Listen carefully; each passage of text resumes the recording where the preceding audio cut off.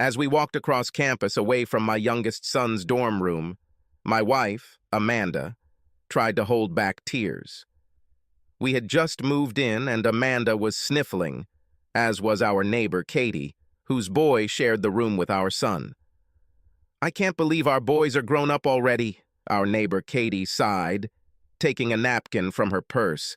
My wife, Amanda, took one of the napkins. "Yes, it's hard to believe," Amanda said, wiping her eyes. "Now they have to make so many decisions on their own." I was also thinking about my own important decision. I started to have doubts as we walked to the parking lot. Should I pull the trigger? My plans have been hatched for almost 10 years. Is the timing right? Is it necessary to do this at all? Amanda made a move to squeeze my hand. I dodged it by reaching into my pocket to get my car keys, even though we were still quite a ways from my SUV, and saw our neighbor Katie give me a puzzled look. "Mark, it's okay." Amanda spoke. "I know what you feel. If only you knew," I thought, returning my thoughts to the past and to the moment from which it all began. I remember Amanda and I had just celebrated our 10th wedding anniversary, and it was also an election year. The swindlers of that time tried to tell us that the other side was even greater thieves and liars. I was wondering, when these crooked politicians die, do you have to dig a hole to bury them? Or are they screwed directly into the ground? After lunch, I picked up the mail and was pleased to see a padded envelope among the junk mail and bills. I won a bunch of SD cards on eBay and the delivery was late. I opened the soft envelope from the back and was horrified to see another smaller, pot-bellied manila envelope. "Crap," I muttered, opening the enclosed letter. "I hope I didn't go broke on this bet. This will ruin my whole day. Not only my today was spoiled, but also many future days. Dear Amanda, I hope this letter finds you in good health and good spirits. I recently realized and accepted my addiction to alcohol. With the help of my higher power and sponsor, I am working through the program. I have now been clean and sober for 90 days. As part of the 12-step program, I have made a list of everyone I have harmed and am trying to make amends to them. In your case, I'm more than willing to try to fix the situation directly, but I don't know how. Only now, with the acquisition of sobriety, have I begun to regret our actions. But I don't want to cause you emotional trauma or bring discord into your life. Although I feel like a coward, the best I can do is ask for your forgiveness and, if you want, promise to never contact you again. Do whatever you want with the content.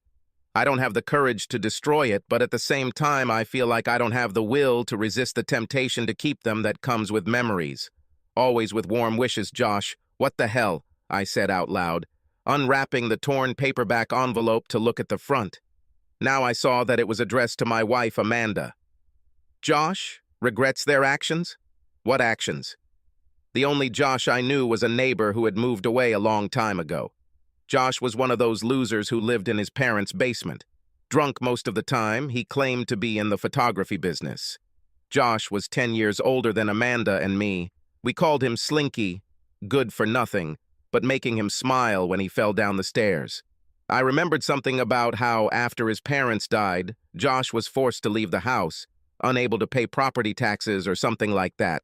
My thoughts were in such turmoil that only a second later, I noticed that I was still holding the small manila envelope in my hands. Throwing the padded envelope and letter aside, I opened the plump manila envelope. A stack of 8x13 photographs fell out of it. The first few photos showed Amanda, 10 years younger, in rather erotic poses. She was wearing a tight blouse and shorts. The outfits looked familiar. I turned the photos over and didn't see the date. I walked into my home office and grabbed a framed photo from the collection of family photos on my desk. It was a photo of Amanda sitting and our first son, who was less than a year old at the time of the photo. Amanda gave me this photo for Christmas. In the framed photo, Amanda was wearing the same outfit. Also, the lighting in the framed photo of my oldest son was almost the same as the photo I received in the mail today. I turned the framed photograph over, and the date was 9 years ago. Now I have a date that matches the photos. I looked through the photos. In a series of photos, Amanda went from half-dressed to topless and completely naked. As Amanda's clothes shrank, my blood pressure rose. In the last series of photos, Amanda was in different positions. She was having sex. I sat down on the chair at my desk. I felt unconscious, as if all the blood had drained from my head. How long has Amanda been cheating on me behind my back? I thought out loud. I glanced at the assortment of photographs of my family on the table and tried to see if there was any imprint of Josh on them. The whole set showed the evolution of my family. Amanda on our wedding day. Amanda with my oldest son as a baby. Amanda with both of our boys as they grew up. Except for the first one, all the other photos had logos of various photo stores. Suddenly, a terrible thought came into my head. What if the boys are not mine? I grabbed the most recent photo of my loving wife and 2 boys. They were dressed in summer league baseball uniforms. I felt the rush of pride that any father feels when looking at his offspring, but I tried to look at them more critically. Both boys resembled their mother, Amanda, in appearance, but they seemed to have my build and jawline. I leaned back in my chair and felt tired. It did not help. Then a thought flashed through my mind, causing me to rummage through my desk drawers.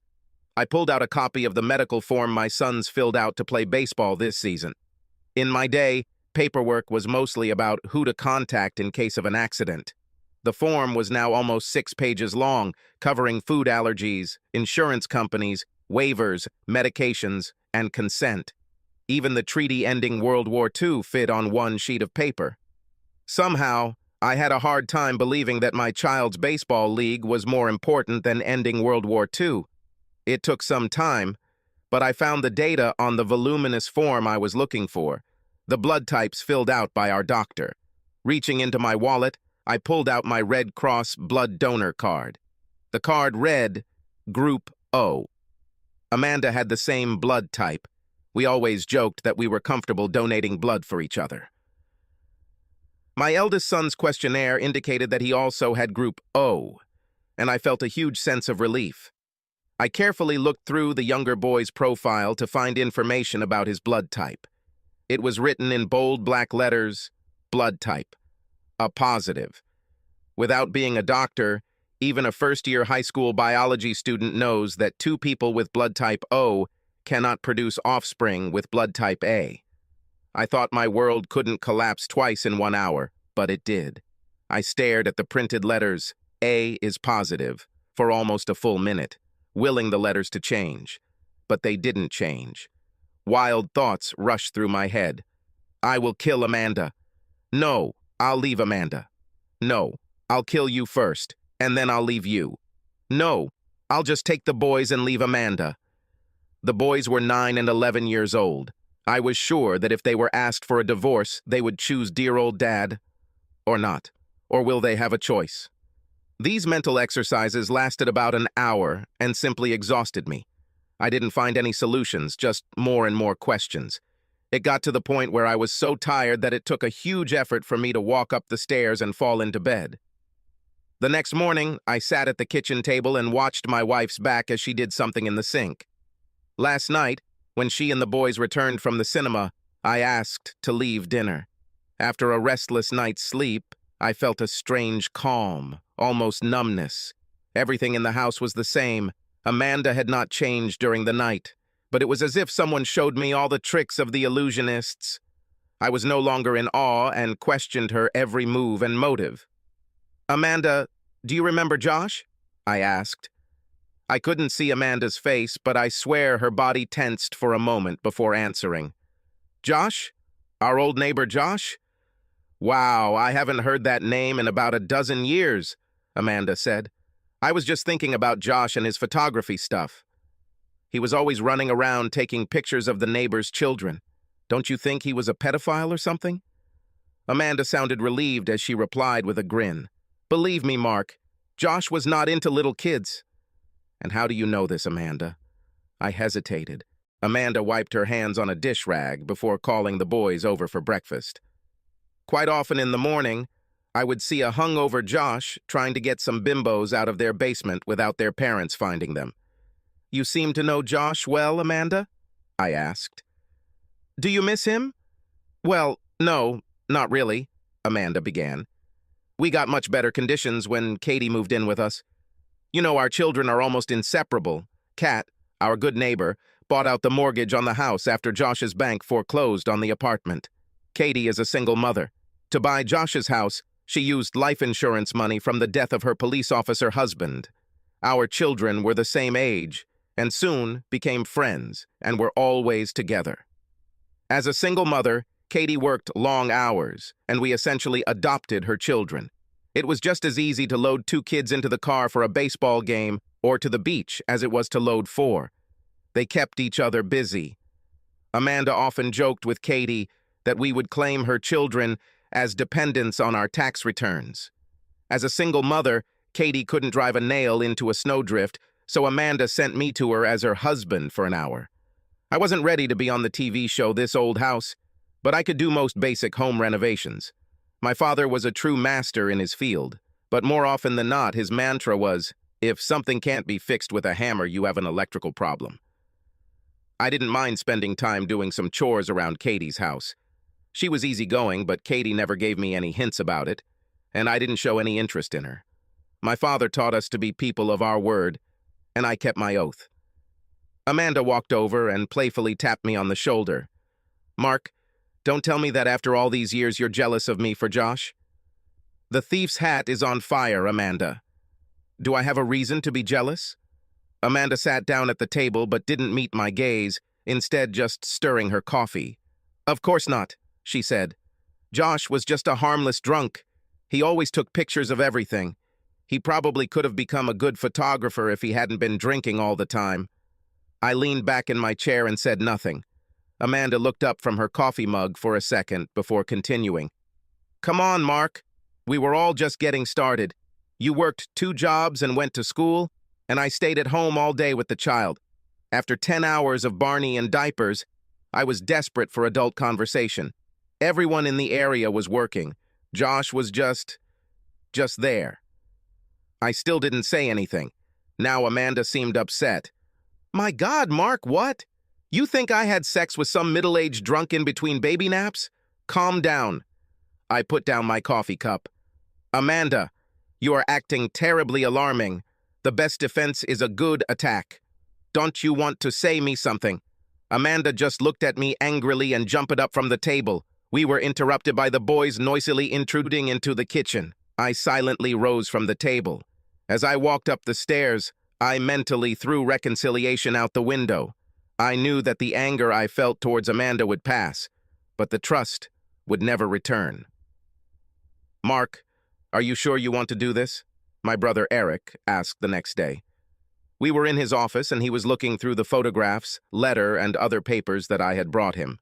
Eric was my half-brother from another mother. Eric's parents fled Eastern Europe during the Cold War and lived near us when I was growing up.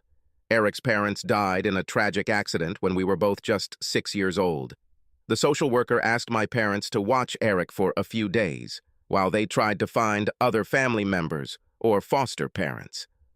Eric's case fell through the cracks, or was simply lost in the bureaucracy because the social workers never returned. Eric just stayed with us. I didn't know anything else then. I treated Eric's arrival in our family as a long overnight stay. I realize now that this was a financial burden for our working-class family. When I asked my mother years later how she managed it, my mother simply shrugged it off. Slice the bread thinner, add more water to the soup. My father never turned away those in need. Although father was a religious man, he believed that faith was a matter of actions, not litanies, and had no connection with most organized religions.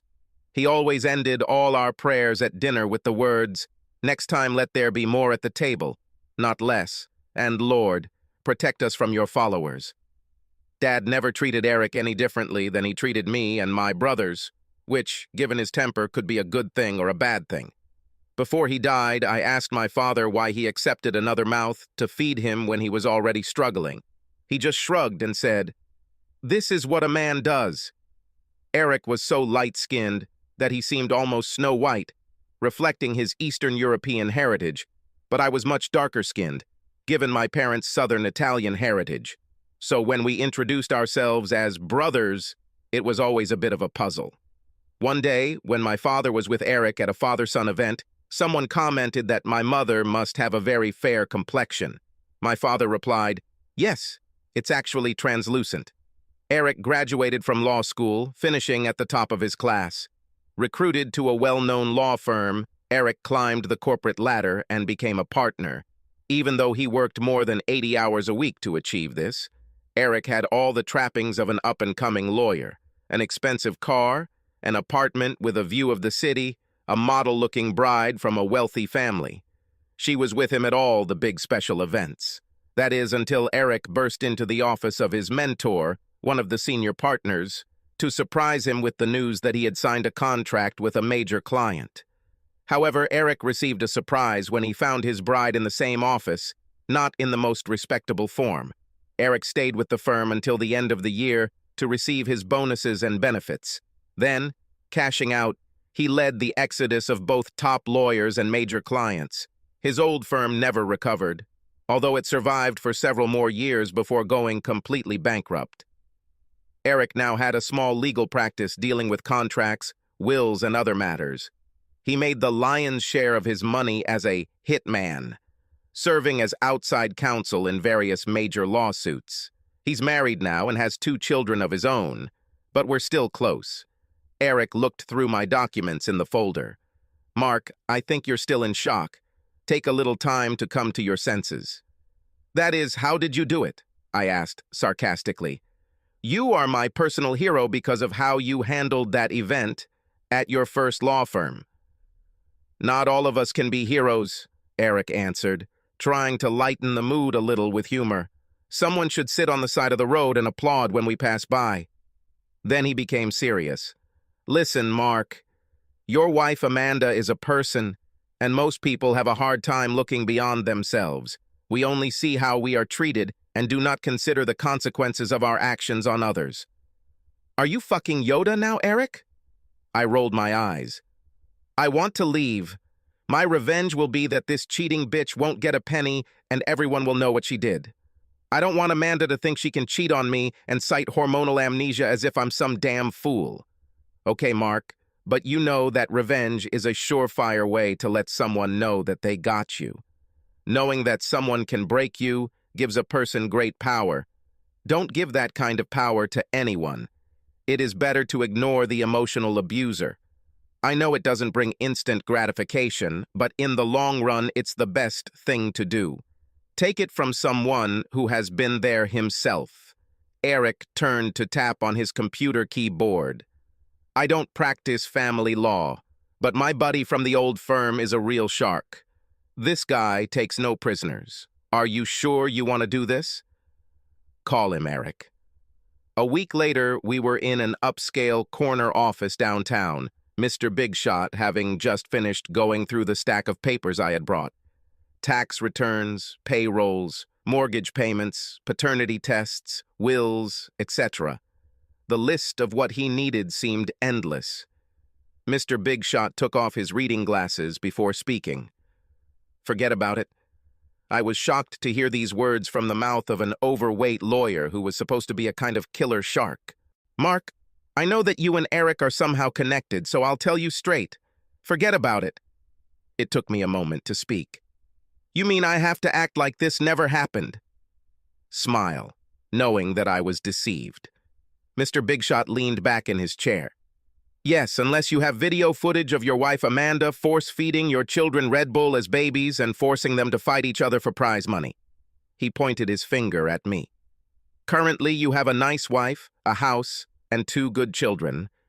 But if you work a little more, you may be left with a small apartment, no money, children working part-time, and your wife may make new male friends, and you will pay. I mean alimony, child support, more than half of my earnings and savings." I was stunned. "Amanda has a job, and why should I pay child support for a child that's not even mine?" Mr. Big Shot looked surprised. "Mark, I'll take your money if you want to continue, but let me lay out the facts and the law. What your wife earns at this pathetic part-time hair salon does not compare to your income. So alimony is a given. The dispute is only about how much and for how long.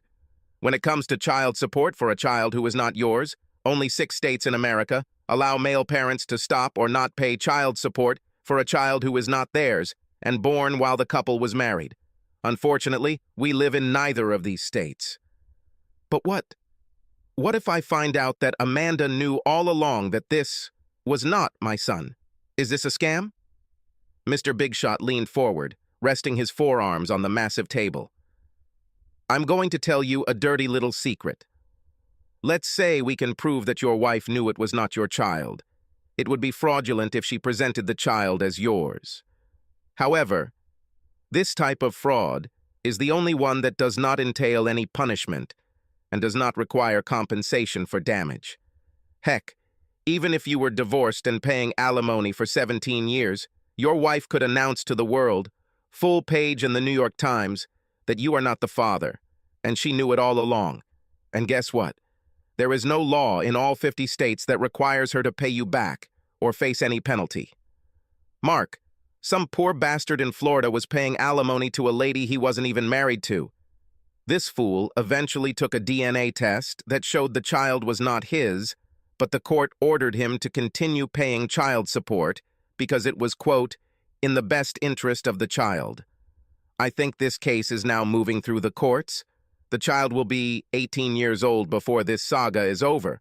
But even if he wins, the pseudo-father will never get back a drop of the money he spent. I interrupted him. Can I at least try to get the money back from my cheating wife's boyfriend?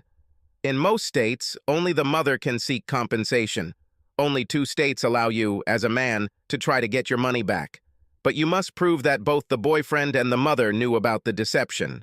In addition, you must prove that there was an undue hardship on the child's well-being and the family's quality of life. And Mark, you know what? Our state is not one of those with such a law.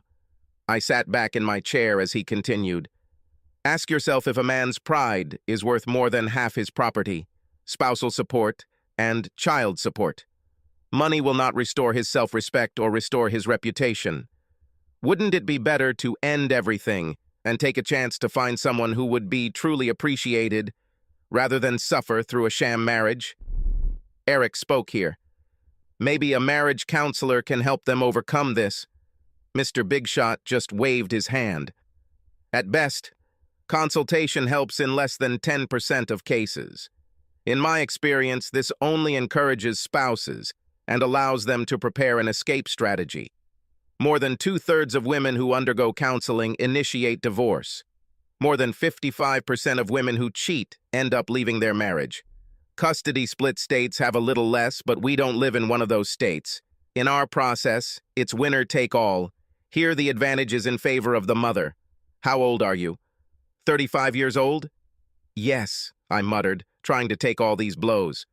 Mark, I hate to give bad news, but most often a wife cheats on her husband at the age of 45. If your wife has already had an affair, then she turns 40. The likelihood that she will have a relapse is quite high. Unfortunately, almost certain. The pain and guilt from the previous affair or affair have subsided, but the memories of what was exciting, good, exciting, whatever it was, about that event will grow in the mind. It's like a high school athlete scoring the winning point but breaking his leg in the process.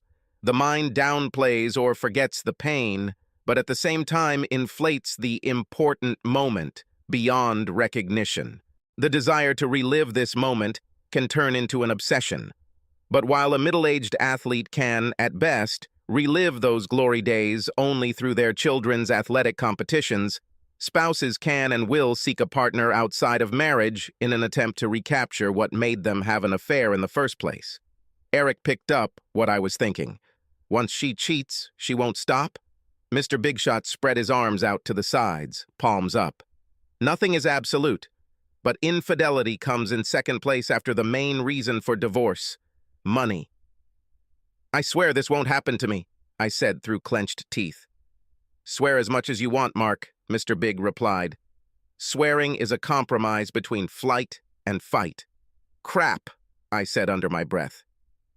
Isn't it cheaper to keep her? Mr. Big asked, philosophically. Extramarital affairs are a problem that 68% of all married people face during marriage. You have kids, and that changes the whole dynamic. Children after divorce are much more likely to abuse illegal substances, be promiscuous, and suffer from depression and anger. Heck, the only truth about divorce is that there are no real winners. However, in all cases, the biggest losers are the children. Suddenly, I remembered the day I told my father that we were expecting a baby. Mark, said the father, many men become fathers, but fewer and fewer fathers become men. To be a man who is also a father, your first, last, and only priority should be your children. If there is not enough food, you starve. If you don't have enough shelter, you endure the cold. If you don't have enough money, you go without it. The most important thing is strength.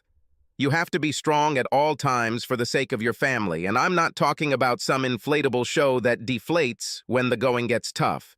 You must not only demonstrate strength, but also be strong enough to seek and accept help when it is needed. You will never know how strong you are until strength is all you have. Son, you will often make mistakes, but you should never doubt. This is expected and accepted from a true man. Your efforts will rarely be appreciated or recognized. Most often they will be ridiculed, but a real true man does not do this for the sake of praise. He does it for the sake of his family, for the sake of his children, because he is a real and true man. I jumped out of my chair as if I had been shot and extended my hand to Mr. Big Shot. Thank you for your time.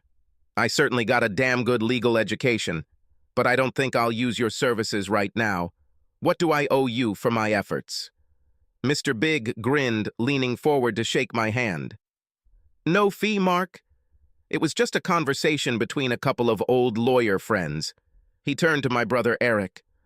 Besides, I owe your brother a big debt of gratitude for getting my fat ass out of a jam at the old firm. Things are going much better for me now, and I have him to thank for that. Just call me anytime. My door is always open for you. I'm serious. We were driving back in Eric's car when I asked, Eric, after you caught your fiancé with your mentor, why didn't you quit right away? Why did you work for that company for almost a year? I saw Eric's jaw tense before he spoke. Naturally, my first reaction was to quit immediately. He smiled slightly. Well, actually, that was my second reaction. My first reaction was to headbutt the old bastard after I pulled him away from that bitch. Eric paused to tune the radio to another station. After I left his fat ass sprawled out on the carpet, I went to my office and printed out my resignation letter. So why didn't you submit it? I was angry as hell, Mark. Then I felt sorry for myself. Then I remembered that our dad always talked about pity. Anyway, I decided, why should I let these two rob me of the fruits of my sweat and labor? The next day, for the first time ever, the most senior partner came to see me. He was concerned about the misunderstanding between me and my old mentor. What nonsense.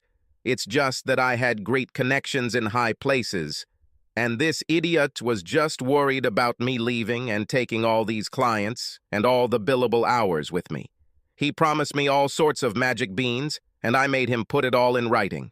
From then on, I didn't let anyone dictate my happiness. I even kept this bitch to myself for a few good sessions. Why not? Both of us were not virgins, and it cannot be said that we were never together. Once I found something better, she immediately became history. The same thing with the law firm. The day my contract ended, it also became history. I took my brother's words to heart. From that day on, I did what brought me happiness, staying true to my father's position that children come first. Amanda became a nobody to me. I was determined to have as little to do with her as possible. Things got easier a week after I returned from my meeting with Mr. Big Shot. Mark, I have great news, Amanda announced at dinner. The salon wants to make me a full-time manager. For starters, I'll have to work evenings and weekends. But I'm sure that for a while, you and the boys will be able to cook your own dinners. This worked out perfectly as I left for work before Amanda woke up, and by the time I got home, she was already in her position as salon manager. By the time she closed the store, I was already fast asleep. On her days off, I told Amanda I played darts, In fact, I decided to have several meetings with a psychoanalyst on my own. I discovered that I was no more spoiled than the next guy. But more importantly, I discovered that in addition to my obligations to my children, I was responsible for my own satisfaction. What Amanda did, is doing, or is going to do, was beyond my control. We are surrounded by temptations. It is our personal weakness and responsibility when we give in to these temptations. The truth is, when I stopped trusting Amanda, it changed the feelings I once had for her. I soon found that I no longer cared what she did. Over time, the hatred for her actions lost its original intensity, but the bad feelings remained. I do this for my children, period, end of story. Amanda became more like the girl next door with benefits. She was so engrossed in her work that I don't think she even noticed it. Meanwhile, the boys and I were having a great time. I took out a huge home equity loan, built a pool, an outdoor deck, and turned our basement into a veritable man cave. Got rid of my boring car and bought a massive SUV with crap gas mileage. My boys and Katie's children traveled in comfort as I purchased season tickets to all sporting events. I became the driver of the children's team, since the whole team plus equipment could squeeze into this damn SUV. Every win or loss resulted in a trip to the local pizzeria or ice cream parlor at my expense. Katie often accompanied us on our trips. People often mistook us for one big family. "I would like to," I answered, half-jokingly. This always earned Katie a puzzled look. Amanda constantly made excuses, citing her work schedule, being too tired, or wanting to relax on her day off. Soon, the boys simply stopped asking her. A few years later, my eldest boy and Katie's firstborn were admitted to the same college, mine on a partial scholarship. Katie never found out that I paid for the rest myself, as well as the expenses for my boy. 3 years later, the same scene was repeated with the last of our offspring. This brings us to today and my current dilemma. Stay or go? Move on, or maintain the status quo? Amanda sat on our outdoor deck enjoying the last days of summer, overlooking the pool, glass of wine in hand. I returned after clearing the SUV of the remains of our trip. As I took my place on the lounge chair opposite her, Amanda closed her eyes. "Mark, now that the boys have left, the house seems so empty." Amanda drank a little more wine. "What difference does it make? But I'm ready for change." I had already finally made my decision and thought, "Wait, dear, you will have such changes." I threw the papers on the glass table between us. "Amanda, I don't think we should be together. I would like a divorce." Amanda rose from her chair and grabbed the papers, quickly scanning them. "What kind of nonsense is this, Mark?" "Amanda, this is just a copy of the divorce petition. As soon as you find a lawyer, I will ask mine to send him the official papers. As you can see, I'm quite fair. The savings are—" "Are you crazy?" Amanda almost screamed. "After 2 decades, you are leaving me? Now, after everything we've been through?" She continued, looking through the papers. "No alimony? Where's the savings section? Total household debt? What are you trying to do?" I tried to be calm. "We both make about the same amount and have about the same amount in our retirement accounts." This was true, as I deferred all salary increases that came with my recent string of raises, plus kept my 401k contributions to a minimum after withdrawing it to pay for college for my sons. Amanda looked like she'd been hit with an axe as she continued to scroll through the petition. "We get the same salary only because I work twice as many hours as you. I won't sell my house. I worked too hard on it." "Amanda, we are in the red on the house after you calculated the loan to buy a house. Where do you think the money came from for this veranda, your new kitchen, for—" She threw the papers on the table. "We will not get divorced, and this is final." Suddenly, it was like a light bulb went off in her head. "You are a son of a bitch." Amanda hissed, pointing her finger at me. "Found someone else? I gave you the best years of my life, and now you want to leave me for some young girl?" Her face turned red. "How long have you been cheating on me? You are a pig." "Please," I sighed, "let's not talk about this. It doesn't matter what the reason is. We are a no-fault state. Everything, both assets and debts, will be divided equally. However, Amanda did not calm down. You're wrong, mister. It matters. I want to know, and I deserve to know, who did you cheat on me with? I shook my head and said softly, it's true that there were cases of infidelity, but please let's not talk about it. It's better if we just leave it. My vision blurred for a moment as Amanda threw her glass of wine in my face. As I stood up to go into the kitchen, I felt a wine glass bounce off my back and break on the floor of the veranda. Amanda was furious and followed me, continuing her tirade while I washed my face in the kitchen sink. You are a son of a bitch. I'm not going to get thrown out because you want to have fun with some girl. No wonder our sex life has been hell these past few years. Well, let me tell you something, buddy. I've had many opportunities in the past, but I never... Amanda froze as I turned and placed photographs of her and Josh in a variety of poses, one after another, on the kitchen table. I spanked with photographs, each of them more revealing than the previous one. Her face white, Amanda rushed to the kitchen sink. I shuffled the photos into a pile and sat down at the kitchen table. Well, Amanda, it looks like you've taken advantage of the opportunities you've been given in the past. She rinsed her mouth with tap water and splashed it on her face.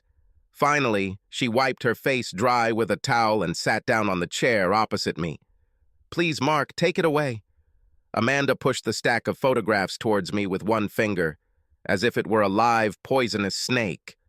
I folded the photos into an envelope and then threw them into the dresser drawer behind me.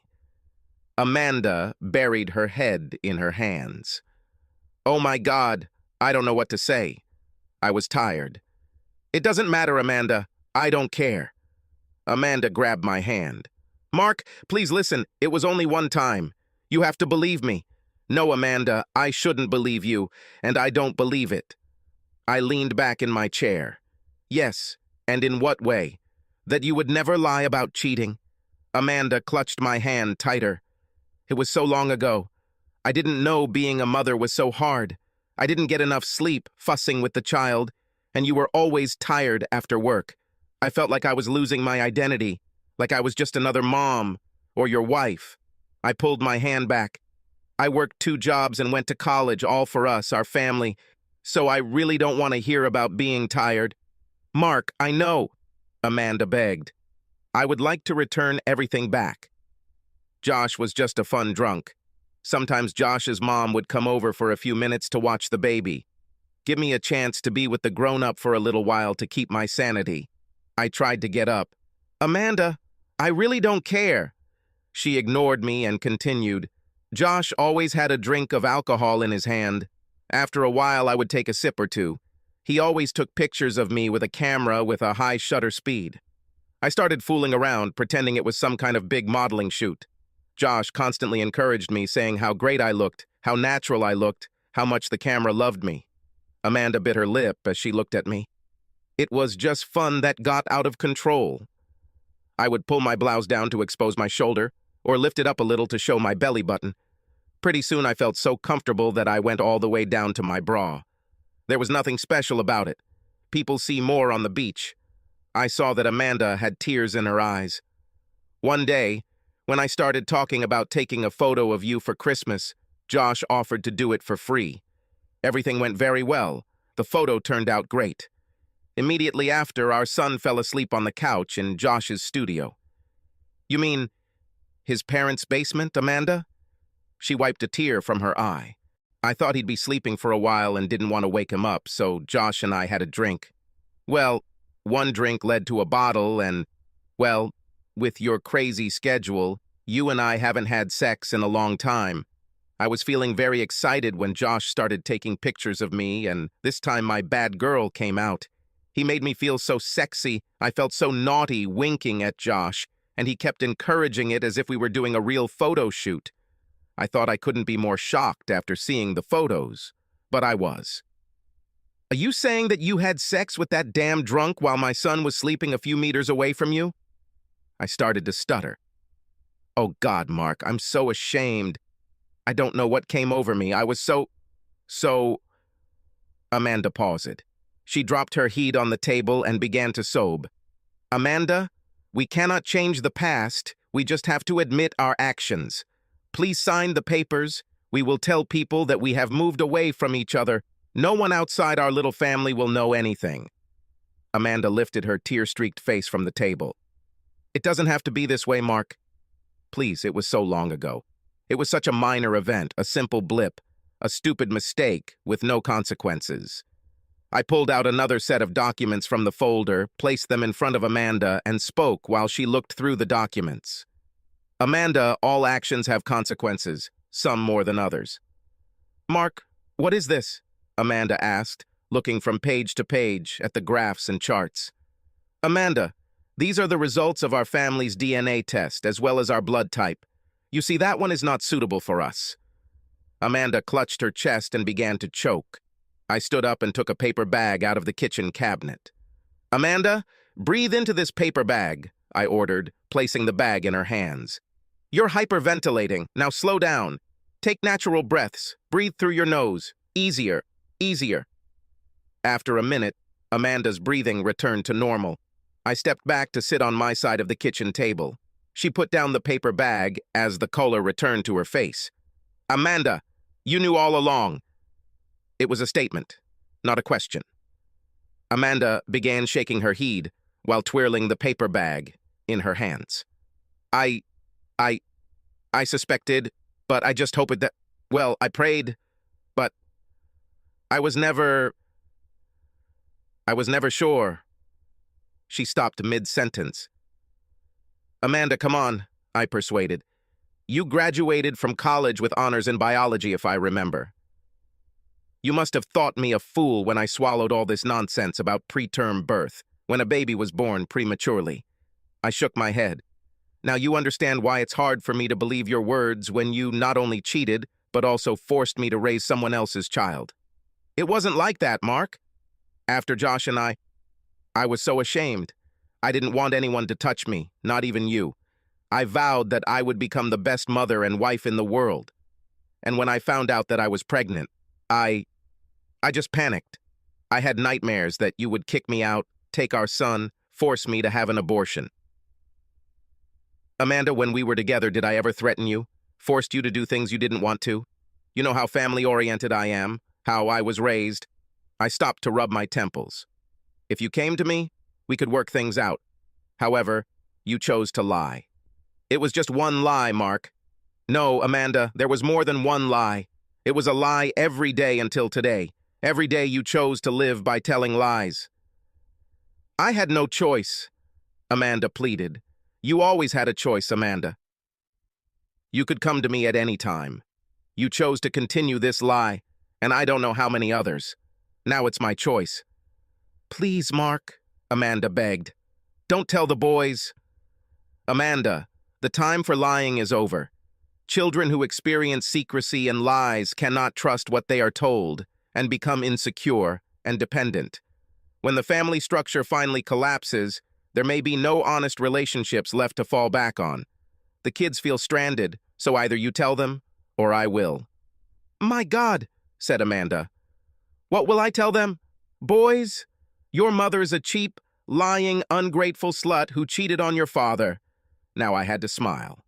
Amanda, you can skip the cheap, lying, ungrateful slut part. How about we tell the boys that their mother made a mistake, but they are both still our sons, and it doesn't change anything about our love for them. The boys took it pretty well, I think, considering that all their friends have stepfathers, stepmothers, 2 moms or 2 dads, and blended families. This was not a big problem for them. Amanda was a little bitter about all this. She kept saying that we could work things out, that not enjoying the house we had worked so hard on was a waste of time, but I was just done with it all and wanted to move on. Oddly enough, the house turned out to be more troublesome than the divorce. Our megabank gave us a break when we tried to return it to them. They killed all the short sales we had planned, and we never talked to the same person twice. Depending on who they talked to at Megabank, they received different answers to the same questions. Plus, the paperwork was unrealistic. I think we have personally cut down most of the trees in Washington state just by our written requests. Thank God my brother Eric asked one of his buddies who was a real legal eagle in real estate and law to help us. Over the course of several months, he proved that Mega Bank violated not only its own internal policies, but also many state and federal laws enacted to protect homeowners caught in upside-down mortgages. By a strange coincidence, Mega Bank ended up owing us money. When they did not even show up for the court hearing, despite 4 certified letters, we received a default judgment, according to which the house was provided to us free of charge, plus court and lawyer costs were borne by the bank. It turned into a circus with a simultaneous show in all 3 arenas when our lawyer showed up at the Mega Bank branch with 2 armed sheriffs, a court order, and a moving company to confiscate their property, furniture, computer equipment, etc., when Mega Bank ignored countless attorney fee notices. Local media were out in full force, and even bystanders helped dismantle the bank's lights, while a shocked bank manager tried to get his phone calls answered by someone higher up. The Mega Bank manager was using his personal mobile phone because his work phone had been confiscated. When the story of David defeats Goliath became known throughout the country, our lawyer and I became celebrities for a while. I don't want to look a gift horse in the mouth, but the addition to the house contributed to the settlement of our divorce. Amanda didn't want to sell the house right now, so after a lot of debate, she agreed to pay me half the rent and she would pay for gas, electricity, water, etc. We will pay 50-50 for insurance and taxes, and proceeds from future sales will be split equally.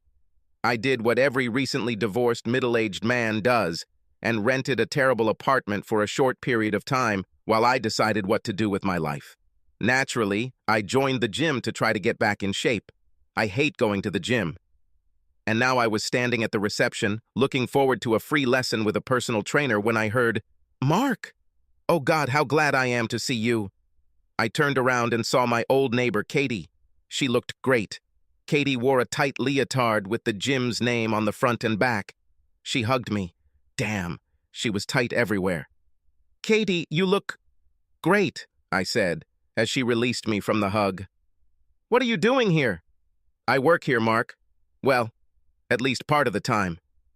Katie looked down at the clipboard she had with her. "It also looks like I'm your personal trainer tonight. Which machine do you want to start with?" What about trading?" I suggested. "I'll buy you a chocolate of your choice." Katie laughed and dragged me towards an array of devices that might have been found in a medieval dungeon for extracting confessions. I didn't see any of those exercise machines that I remembered from my school physical education lessons. I tried not to appear weak, but after 90 minutes, I threw up twice. Like any pseudo-macho man, I lied and explained my urge to go to the toilet by drinking too much coffee in the office. The scales there must have been metric because I know pounds were never that heavy. Katie took pity on me and agreed to meet me in a cafe after I limped to the locker room. She looked fresh and radiant, holding my arm as we stood in line at a local cafe while I felt like the walking dead. "Katie, since when did coffee become so complicated?" I said after she told the guy taking our order what sounded like the makings of a scientific chemistry experiment.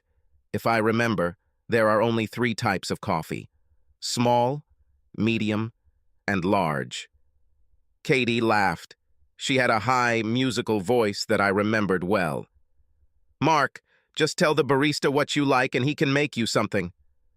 "Barista? My God." I shook my head in amazement. "Okay, please give me something a straight man could drink at a football game without getting his ass kicked." Katie patted me on the shoulder as we walked to the table. "Mark, I really missed you." "Damn, Katie, you just missed someone who does repairs at your house for free." Katie blew on the mixed story that was her coffee before answering. "Well, that too.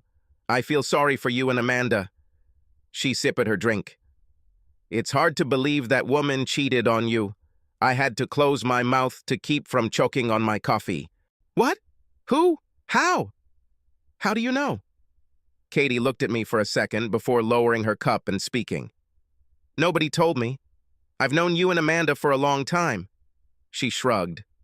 "I can't prove anything. Just the intuition of an old cop's wife. Amanda always had that I hope I don't get caught. Look what I got away with, look. I thought about what Katie said. So, Amanda never told you anything? Katie shrugged again. No, Mark. I didn't tell you. Would it help you to get back together with her if she told you? Well, if you knew more details.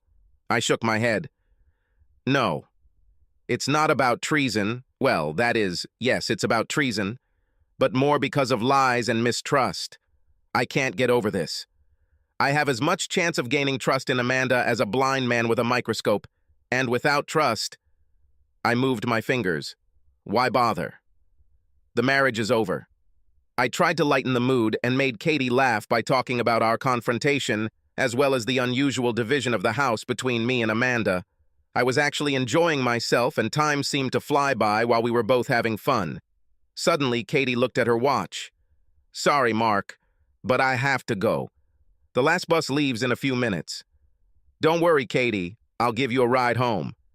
Thank you very much, otherwise my car won't start. Bad starter, I think, and work has cut my hours. Things are a little tight, so I have to wait until my next paycheck to get the car towed to the shop and fixed. Now I looked at my watch. Screw this, Katie, why didn't you call me sooner? I'll pick up a starter and put it in your car. If we leave now, we can get to the auto parts store before it closes. That would be great, Mark. For the last month, I have had to leave home 3 hours earlier to catch all the buses. And the nearest stop is a 30-minute walk. Then Katie paused. But now I don't have money. I waved it off. Forget about it, you need a car. We'll deal with debt repayment when you get out of stagnation. Besides, all my tools and things are still in that is, Amanda's garage. I haven't had time to transport them yet. Standing up, I extended my hand to her. Come on, beautiful lady. The Prius hybrid chariot is waiting for you. Katie gave me a puzzled look. Hybrid Prius? What happened to that monstrous, macho, manly SUV of yours? He darkened her. Yes, I'm tired of driving from gas station to gas station. I think my carbon footprint was killing half a hectare of rainforest every day. Everyone kept looking at me like I was some kind of eco-terrorist. Katie looked at me in amazement. I just can't imagine you in a hybrid. Yes, I myself can almost feel my testosterone levels dropping when I squeeze myself into this plastic candy. You know how it is with us guys? Size matters. She giggled as I opened the car door for her. We were lucky the auto shop had a starter that fit Katie's car, and bonus, it was on sale.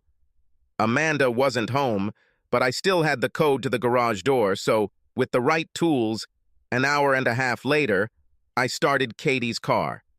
Katie was so excited that she hugged me tightly and kissed me right on the lips. I didn't return the hug, holding the lubricated tool in my hands. While washing my hands, I discovered that the water tap did not open completely and the drainage was slow. Drying my hands, I pointed to the sink. Katie, why didn't you call me? I could take care of that. Mark, I knew you and Amanda had bigger problems. I didn't want to bother you over nothing. Besides, when the job cut started, I couldn't afford. She turned away, but not before I saw tears in her eyes. I am not a case of charity. I walked up and put my arm around her shoulders. This is not charity, just one neighbor helping another. I squeezed her hand. Besides, I have a lot of free time right now, and you seem to have things to do to fill that time. Tell you what, let's make a list and, like Kris Kringle, check it twice. Now be so kind as to bring me a pen and paper, please. Katie wiped her eyes but smiled weakly as she turned to me. Okay, Santa, but if you're too kind, I can't promise I won't become shameless. For the next 2 weeks, I seemed to spend all my free time at Katie's house. Her house didn't need anything major, just a lot of little things, from repairing the screen door, rusty door hinges, to whitewashing the splash guard. I didn't get to see her shameless side, but I enjoyed our time together. One evening, after a few glasses of wine, Katia talked about her first husband. He was a good man, Mark. Always helped others. Died when a drunk driver hit him. But he wasn't even on duty. Stopped on the way home from the gym to help a woman who had a flat tire. The damn drunk didn't even slow down. She took another sip of her drink. But he was a fighter, lasted for 4 days. Do you know what he told me last? I said nothing. Mark, the last words my husband said were not about him, but about the family. Tears were now streaming down her face. He said, "Take care of our boys. Take care of them and yourself." I walked around the table to hug her and she continued, "I never thought that everything would be like this. Since he was off duty, we did not receive any survivor benefits. His small life insurance policy helped us buy this house. Cops take care of their own, and his squad was always ready to help. But I had to move, because as wonderful as they were, it constantly reminded me of his death. I just never thought it would be this hard. I let Kati cry. There were no words to say. The next morning I was lying under the bathroom sink fixing the drain. I felt someone tap on my leg. "Mark, where did you go last evening?" I heard Katia say. "Back to my terrible little apartment," I answered, removing the drain trap. "You were almost exhausted. That's why I put you to bed before leaving." I stuck my hand out from under the sink and showed Katie the drain trap. "Damn, girl! Look at all that hair! Did you wash in a mongoose sink?" Suddenly the front door slammed, and I heard footsteps, followed by a shrill voice. "Where is he? What are you doing with my husband?" Hitting my forehead, pulling my head out from under the sink, I saw Amanda's legs in the bathroom doorway. "Leave him alone," Amanda yelled at Katie. I jumped up, finding myself between a shocked Katie and an angry Amanda. "Amanda, what are you doing here?" I asked, trying to defuse the situation. Amanda looked away from Katie and turned to me. "Damn it, Mark. I know what's going on. Every night you leave this woman's house with your clothes all in disarray, sweaty like a farmer plowing a field. I know you did." Amanda paused. It seemed like she was trying to calm down. "I understand that you are trying to get even with me, but you already had fun having fun with this bitch. It's time for us to be together again." I was so shocked that I could hardly speak. "Amanda, we can't get back together." That time is long gone. Besides, Katie and I have nothing. I felt Katie's arms wrap around me from behind before she spoke. "That's right, Amanda, there's nothing. But you know what? Now everything will change. My late husband, God rest his soul, told me to take care of myself. And I intend to start right now by taking your ex-husband upstairs." Now Amanda and I stood stunned. Katie came from behind me and took Amanda's hand, leading her through the open front door. "Now please, even though you're not a stranger, call first. We'll be busy for a while." With that, Katie closed the door behind the still mute Amanda. Katie came back to me when I finally found my voice. "Katie, that was something. Thanks for supporting me and boosting my ego, but it wasn't necessary." Katie stood right in front of me and took off her blouse. She wasn't wearing a bra, and even for her age, Katie's breasts were quite a sight. I managed to tear my eyes away from these two beauties and look into Katie's eyes, berating myself for what I was about to say. "Are you sure you want this?" Katie put her arms around my neck. "Mark, I've known you longer than my husband. I loved him like no other, and I kept my promise to him to take care of our boys. Now she intends to fulfill her other promise to him and take care of herself." With these words, she took me by the hand and led me upstairs to the bedroom. I don't know who was more nervous. I didn't want to ruin everything, and Katie hadn't been with a man in almost 2 decades. But, just like when riding a bicycle, we maintained our balance and found the right speed. The conversation in bed became interesting when Katie stated, "Mark, you will move in with me." It was a statement, not a question. "Wait, this is a bold statement. Aren't you afraid that this is just a waste?" Katie propped herself up on one arm, giving me a view of those wonderful breasts. "Mark, we have been friends for most of our lives." She raised her hand to stop me.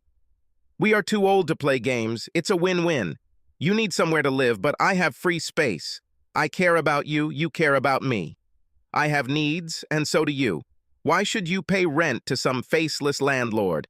If it makes you feel better, you can save the money you spend on rent towards your mortgage. Besides, you know this house better than anyone else." "Katie, wouldn't this be weird?" I pointed across the street to my old house where Amanda lived. Katie shrugged silently. "It's not my problem. I no longer care what others think. I only care what you think. Your old house is still in your name. This is a big investment, and what could be better than seeing it every day? That's what we did. Things were strange for a while. Amanda still felt bitter about the whole event. She seemed unable to move on. Damn it, Mark. Amanda told me one day when I was at her house, fixing a crack in the driveway. When are you going to come back home? It's crazy. You know you belong with me. What can I do?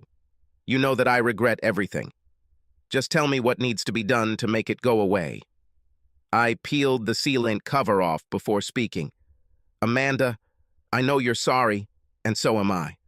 The point is, we're not getting back together. You need to move on with your life. Find someone else. Who, for example? Amanda snorted. I work in a salon with gay hairdressers. Most of my clients are ex-wives. She looked at the ground. I never thought that I would become one of them. I didn't say anything and started collecting my tools. Come on, Mark, Amanda begged. Of course, you can give me another chance. Just forgive and forget, at least for the sake of our boys. After all, the holidays are coming. We need to be together.